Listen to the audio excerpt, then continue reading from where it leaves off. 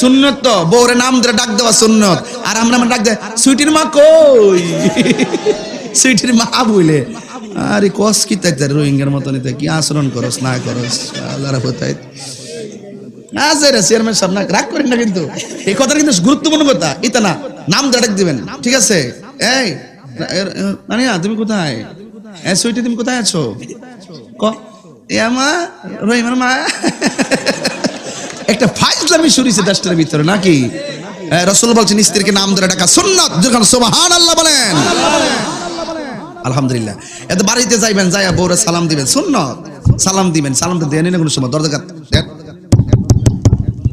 বউ আয়সা ঘুমের থেকে ওইটা খুলছে, আরে না বেড়ে ঢুকছে, ইতার নাম গজব পর্ব। যেই মাত্র ঘুম থেকে ওঠার পরে আপনি বউরে সালামটা দিবেন, দেখবেন বউ ঘুমাই থাকলে কি ওয়ালাইকুম আসসালাম।